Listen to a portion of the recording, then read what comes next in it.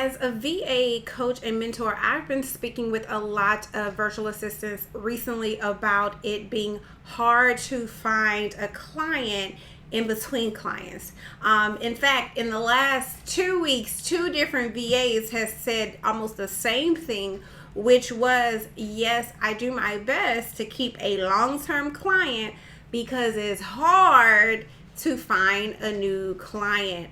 And I am here today to debunk that myth, right? To tell you why that's not the truth, what the truth is. And if we have time, give you a few tips on finding your next client.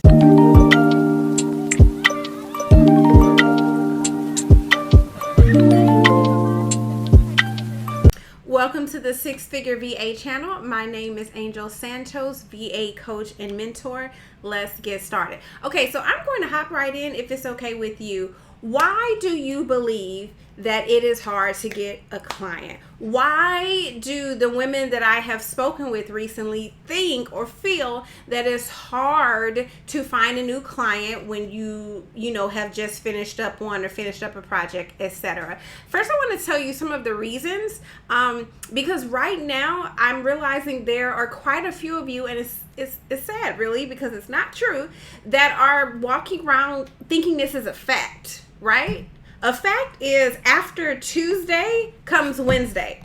That's a fact. But even the term, like you can say, oh, today's hot.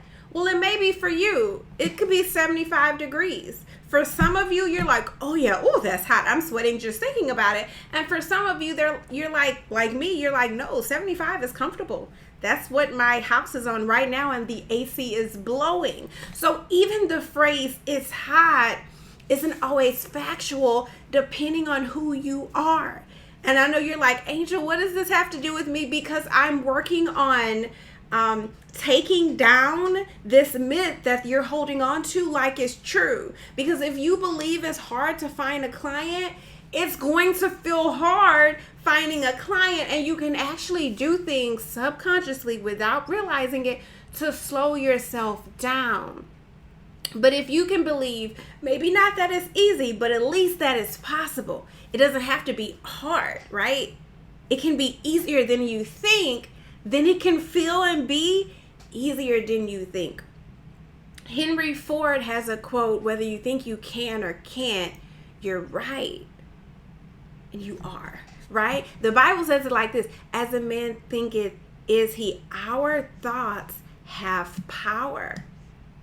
And you may not realize that you're making it harder on yourself than it has to be by putting limitations on yourself because you think something is hard when it's really, and that's what I'm going to tell you in this video. Okay, so let's talk about it. Why? What are some of the reasons that people believe that it's hard to get a client, specifically virtual assistants? One, you can just be in between clients. And if you leave one client for whatever reason without having one lined up, when that check stops coming like it had weekly or bi-weekly, it can start to feel like, oh wow, I don't have money. And then the truth is, you can start to have thoughts that like, oh, how am I going to pay bills, and when am I going to get the next one? And you can go into a state of worry, right? So now life feels harder. When the truth is, if you still had a check coming in, you could be looking for a new client with no pressure. But because you don't have maybe a check coming in, because you don't have an active client, now instead of just looking for a new client, you also feel pressure. Because there's the pressure of, oh, you're going to have bills. Oh, when is this going to run out? Oh, your savings is going to get lower than it has to. But that pressure is just from your thoughts. That pressure is not a burden that you have to carry, especially we as believers, right? Because we're instructed in Philippians 4 to not worry, to be careful for nothing. And so I know for some of you, this may be like, yeah, Angel, but it's natural to worry. Just because it's natural or normal doesn't mean you have to, doesn't mean you should, doesn't mean it's right. If you enjoy life being harder than it has to be, then hold on to your worry, right? Hold on to the lie that it's hard to find a client. But if you are open I like to share that there is a better way, right? So when you're in between clients, it can be like, oh, this is hard, but that's just because of the pressure of your thoughts. And so what you want to do is just take an inventory of your thoughts, right? And just call them out. Is this true? And maybe it is.Maybe if you don't get another client in, 4 to 6 weeks, it's going to put a financial strain on you. That's fine. But you worrying, you choosing to stress about it isn't going to help the client come any faster. So instead, just say, okay, you know what I need? I need a client within the next 4 to 6 weeks, so all of, my financial planning and saving runs smoothly, and then work backwards. Create a strategy for it to get the client and put it into place. And this is the beautiful thing about the Women in My Well-Paid Certification Program is they already have the strategies because I teach them there. And here's the thing. If you've had a client before, one of the quickest ways I can teach you, because that's a whole other training, but if you've gotten a client before, how did you get that one? Sometimes we can just forget to repeat what works. Okay, another reason why people believe that it can be hard to find a new client is it can feel like it takes a long time to get one. And that's why I created my 3x30 challenge that's a workshop that I sell. And in that challenge, I have the participants do 3 specific things every day to get a client. And did you know that most people do not fit, especially if you already have certain skills or you've been through my certification program, most virtual assistants do not finish the challenge without at minimum getting a few interviews or a client. I personally, whenever I'm looking for a new VA client for our business, I have never gotten past day 15 without actually having gotten a client. Because what a lot of virtual assistants do is when they want a new client, they spend a lot of time thinking about it and doing very little, right? Oh, and I'll ask them, like, let's just say it's a Monday. Okay, how many clients are you looking for? 2. Nope, because 2 will be enough part-time to pay all your bills, cover your expenses, let you travel, etc., right? I check in the next week. How's the search going? It's going okay. How many jobs have you applied to? Didn't really find any I like.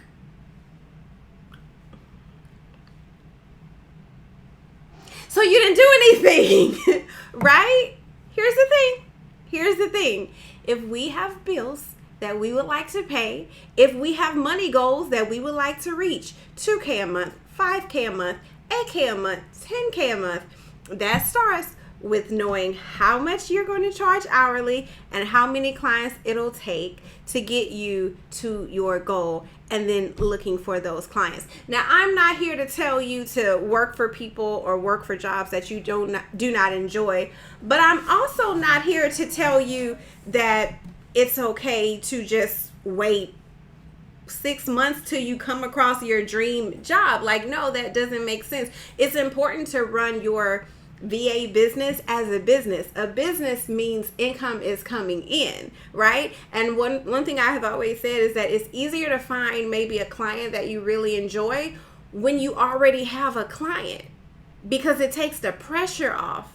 So in the challenge, you do not get to not do anything for 30 days. Every day, there's 3 tasks that you're doing to actively apply for jobs, both on certain work sites I recommend and on social media, right? So sometimes it feels hard to get a client because it takes such a long time.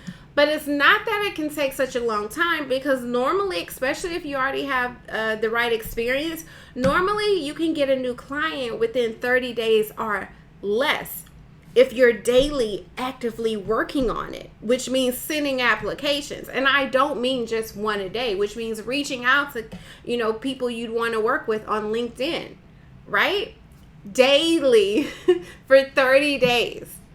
30 days is not a long time. This isn't in my notes, but I also want to say too, one thing I've noticed with clients is that they'll get a client, they'll be happy with the money coming in, they feel like they're living their dream life, and I normally recommend having at least two. That way, if one falls off, you still have a source of income. But because you've gotten this client, they're paying you $35, $45 an hour, you feel like you're living your dream, you ignore my advice, my counsel on keeping at least two. So if one falls away or cuts back for whatever reason, you already have that money coming in and they don't listen, right? So again, if you notice so far, all this, it's hard to find a client, isn't that it's actually hard finding the client. It's, are we taking 100 as a virtual assistant? Are you taking 100% responsibility for just doing your part without taking on the pressure, right? Because putting pressure on yourself to find a client isn't going to help you. If anything, it can just hurt you, right? It can weaken your immune system because you're putting stress on the body. It can cause you to freeze up and not be your natural self during an interview, to let them get a real feel for your personality, right? So I'm just encouraging you to, like, let's go of this lie, this myth that it's hard to find a client, and instead identify which of these that you, and you know, this is not from a place of judgment. If any of you feel like, ouch, you're attacking me, this is not from a place of judgment. This is from a place of care. I am here advocating for you. I desire that you do well and that your VA business prospers, and I know that it's 100% possible for you, right? Okay, so you're in between clients. Oh, it can feel like it's hard, right?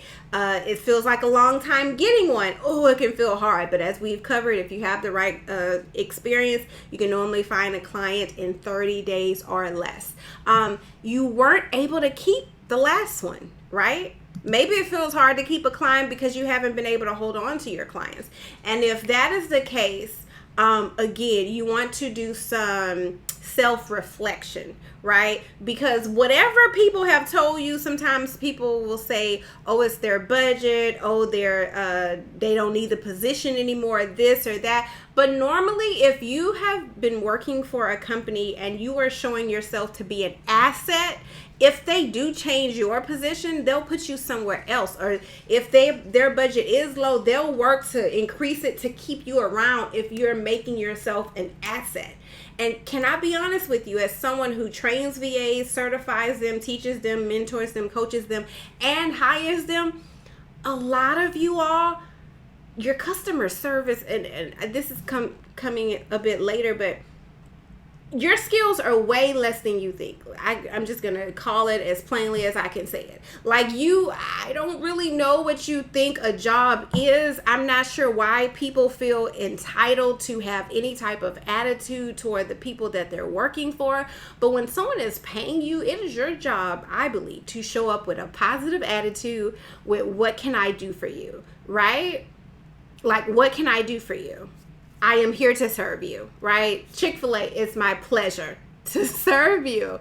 And I have seen that even the people that I have paid, they will push back with, clients that I have them work with, and like, well, she wanted too many changes, so I told her no more changes. Is she paying for it? Now, of course, you can say, listen, if your WordPress, like, this is your about page, we've already made 10 pages. I personally think you should leave it as is. I think it looks good. Of course, you can make your recommendation, but if the client wants to keep changing the WordPress page, as long as they're paying you, then do it. Don't just tell them no, hire someone else, because at some point, they may stop using you altogether. And let me tell you, a lot of you all, your attitude is not great. It's not. It's like you think that the employers are here to improve your skills, to help you with your personal development, to help give you opportunities, to pay you and to train you. What are we getting? What are the people who are hiring you getting? And that's why, to me, this channel is so valuable, because I'm going to tell you the things that other employers won't. Most people will just let you go and they'll want to be nice, so they'll tell you whatever reason But I'm telling you, a lot of you all, the reason that if you've been let go of like more than one opportunity, if you haven't been able to hold on to a long-term client, it's not them. It's you. And I'm just telling you from experience, right? You need to do inventory on how is my customer service.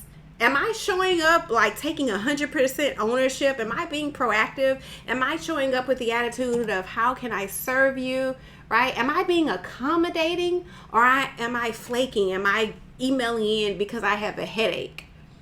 Am I telling the client that something is impossible, but it's just because I don't know how to do it? For instance, I had recently had a virtual assistant who was working for me, and she told a client that it wasn't possible to add a blog to her WordPress site.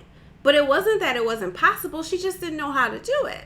And instead of either looking it up on YouTube or asking me, she told a client it wasn't possible. So now the client's coming to me saying, this is what I need. She's saying it's not possible. So then I got on a call with the VA, and then I showed her how to do it. So now she knows how to do it. And it was a 5-minute fix, right? And that's honestly why mentorship is so invaluable. Because if she had come to me first, we could have avoided the whole client, not happy because she was being told she couldn't have something that she thought she could have, when it was just a lack of skill, which we'll talk about a little bit later, right? So again, I'm saying this with love. I'm saying these from lessons I've learned, and don't think I haven't ever lost a client because of something on my part, right? So you are not alone if this is you. This is not something to be like, oh, you're right, or this or that. But really, ideally, it's just you know what, Angel? I do have certain money goals, and I would like to keep these clients longer. So I'm open to listening to you. I'm here to help if you're willing to listen. Okay, and the last one is why you might believe it's hard to find a client. It's just a scarcity mindset, right? And a scarcity mindset is just the way you look at life, is basically the glass is half empty instead of half full, right? You look at life in a lot of areas in a negative way. So like someone could see this and be like, why is this empty bottle on my desk, right? Or someone could be like, oh, this is a nice bottle, I can use this to refill. Same bottle, two different perspectives. So what perspective do you have? With a scarcity perspective, a scarcity mindset, right? You tend to look at things as not enough. It's hard to get enough clients. It's hard to make enough money. It's hard to get my accounts to where it needs to be. Oh, I have enough right now, but it's going to be hard to keep enough. Oh, I'm making enough money right now. I'm making more than I ever have, but it's going to be hard to keep this up, right? And it could be because you've had less money in the future. It could be because of how you were brought up. It could be from things you've heard from other people and believed. And all it takes is for you to choose new thoughts. I mean, that's what it comes down to. It takes you choosing to believe something else, right? I have entire programs about how to, reset your beliefs and stuff like that. But in the simplest form, in the quickest form, I can tell you the quickest formula is to choose to believe something else. Let me give you an example. When you have a birthday, the day before you believe you're one age, the next day, even though nothing else changed, the next day, the day of your birthday, you choose to believe I'm a new age. It was all in your head. Right? It was all in your head. Now there's evidence to support it, your birth certificate, but it was just a mental thing, right? So as far as scarcity and abundance is just that there's more than enough, right? Which there always is. That's just a choice.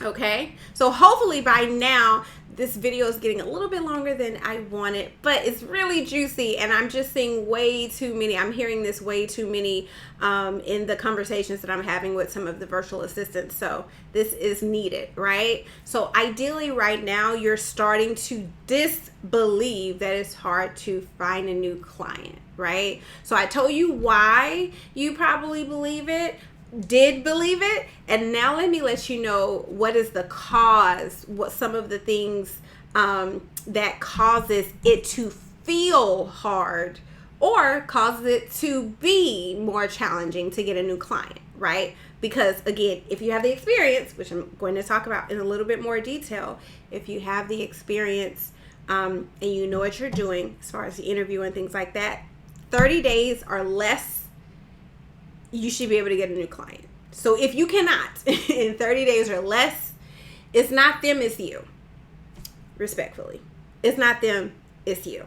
Okay, so let's talk about it. A lack of skills. That's the biggest one. A lack of skills. Skills will take you where you need to go. They'll get you to where you need to be. Think about the medical field. I'm not sure how familiar you are with the medical space, but nurses, nurse practitioners, registered nurses, people with these certifications, they tend to stay employed at some hospital or doctor's office because when you have the experience and you have the certification behind you, the jobs are always available. It just is what it is. It's not like when I worked in television. When I worked at ABC 13, I actually applied for about 6 months over a time span of 6 months, and I had finally, given up because I hadn't heard anything back. I had applied for different roles and, call like once a week. And so I had just accepted a full-time position in marketing at this hair manufacturing company. And a week later, ABC 13 was like, hey, we want to offer you a position, right? And what does this have to do with you? In television, in a news station, there are only so many positions. TV stations are not like a Walmart. They're not huge, right? There are only so many positions. There's only so many shifts for the weatherman. There's only so many shifts for the weather woman. There's only so many shifts for the anchors. There's only so many shifts for the PAs, the production assistants, which I was. There's only so many producers. Like, it's a small place and there are only so many shifts, and it's a highly desirable field, so people hold on to their positions for years, like we're talking decades, right? So people don't leave. So it can be harder to break into television and get a job because people don't leave their jobs. So I know what it's like to break into an industry that's hard to get into. That is actually harder to get into, not impossible, right? With God, all things are possible. I was able to do it, but it is harder. The virtual assistant space is nothing like that. There are so many jobs, right? So many. I know this for a fact. You can go online. There are so many sites with jobs. There's every day in somebody's Facebook group, someone is looking for a virtual assistant, right? The number of online businesses and companies and coaches and therapists and etc. who need someone to do the online work for them is growing massively each month, each year. So it is not hard to find a client. It can feel hard if, number one, you have a lack of skills. When someone's going to be a registered nurse, they're very clear that they need a bachelor's, then they need to get their whatever degree, certificate it is and training to be a registered nurse, to be a nurse practitioner. When someone's becoming a dentist or a doctor, they're very clear you need to go get your bachelor's, then go to medical school, then do your residency, then your internship. May have mixed up that order, right? Like there's some work and time and commitment that it's going to take before you start to make money. And it's clear, and people know this. I have no idea why, when it comes to either starting a business or being a virtual assistant, so many people think I can just slap a title on it and get a client, right? Now, maybe you can if you have the experience that translate over into the virtual assistant world, right? Like me, I never took anything to offer virtual assistant. No, ever. I had no need to. But I also had almost 20 years of experience, right, of all the different careers that I've had that made me and the women that I train the Swift Army knife of virtual assistants, right? because everything from professional writing to the marketing to the technology to courses to landing pages to websites to presentations to email to it doesn't even matter. I've done it all. Video editing, setting up Slack, setting up workflows, SOPs. It doesn't matter, right? Project manager, I've done it all. I've done it all in person, online. I've done it all since 2004. So I came into the industry with experience, a lot of experience, right? And then all of the coaching programs and courses that I took to learn the online space. Because see, there was the corporate world lingo and software and skills like Outlook and PowerPoint and all of that, right? But then there's the online world where it's Kajabi and ClickFunnels, right? So it's two different worlds, two different spaces. And when I started offering virtual assistant services, I had spent years in both. I had put the work in to learn both. And we're talking hours of me online learning, teaching myself softwares, not showing up to an interview expecting someone to pay me to learn it, right? So if it's feeling hard, it could be just a lack of your skills. And here's the thing, you can learn them. That's the beautiful thing about virtual assistants is the skills are learnable. Is that a word? Learnable. You can learn the skills. Landing pages, courses, memberships, email sequences. These are all things that you can learn. All it takes is some time from you and focus, right? But skills.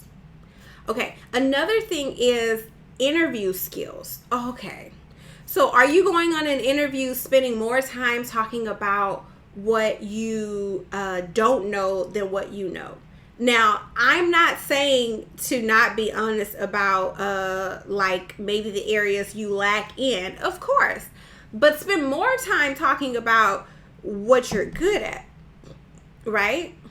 Are you going on interviews focus more on yourself and what you want than what the client wants? Like I did an interview recently and a person was saying, well, I'm choosing between offers right now and I'm looking for a company where I can develop personally and they contribute to my growth. And first of all, that is a beautiful thing and you absolutely should. You should, and I've done that for every company that I've worked with. That's why I won't talk about the training I had, but let's just say I had like police officer training when I worked at NASA.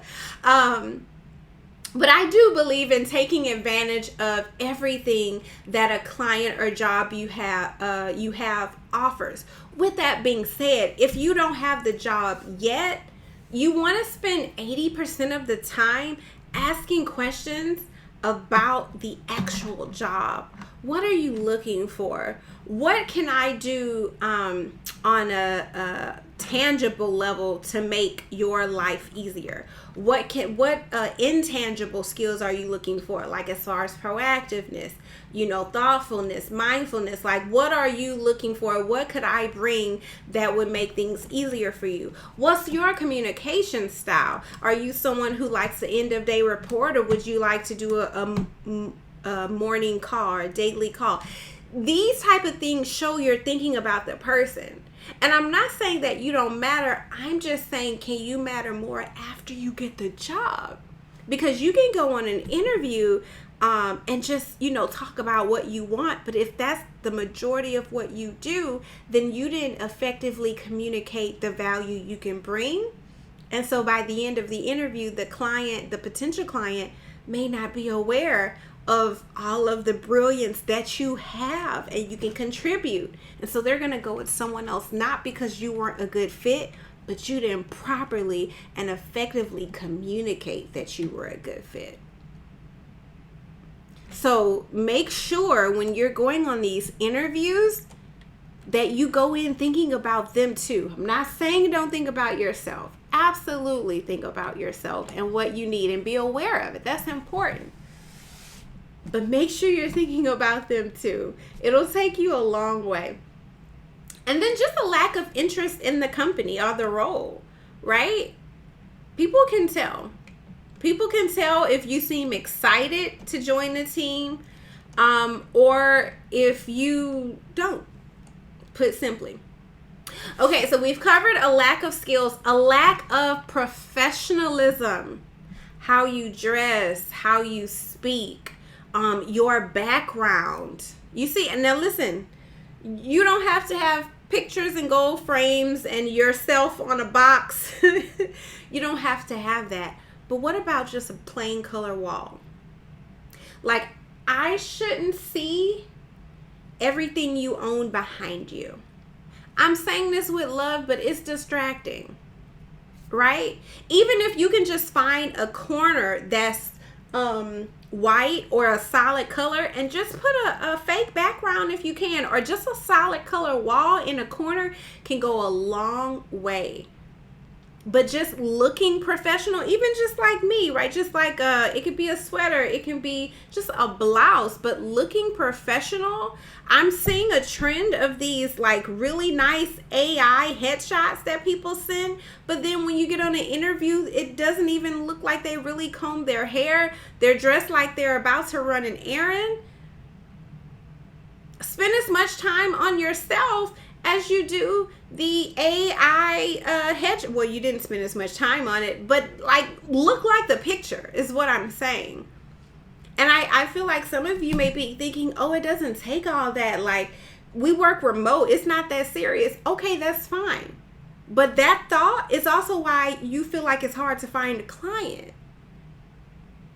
I go into interviews dressed professionally. I don't change the way I dress because it's online than how I went when I was in person. I'm warm and I'm friendly, but I'm professional. Always. Always. Always, always, always. A lack of consistency, right? One reason that it can feel hard to find a new client is that you are not as consistent as you think you are. One day you're showing up and you're alert and you're saying you can help them and you can support them, and they're asking you to do this and you're like, oh yeah, I can do that, I can do that, I can do that. Where is this? I'm a visual person. So you're like, yes, yep, I can do that, I can do that, I can do that. They check in the next day, you've done nothing. Right? In front of them, you look like, oh yeah, I got you covered. But then as soon as like the call ends, you do nothing. You're not consistent. Be the same. That yes. Okay, then end the call and then like, okay, done that, yes, right? It's no consistency. You don't have any follow through. You don't complete what you say you're going to do. Right? And it may be small, it may be this here and there, but after you keep letting things slip through the cracks, at some point they're going to let you go. And it's going to feel like, oh, I wonder why they let me go. I thought things were going well. You thought things were going well because you weren't paying good enough attention. You weren't serving at the level that you thought. And they found someone who they think can.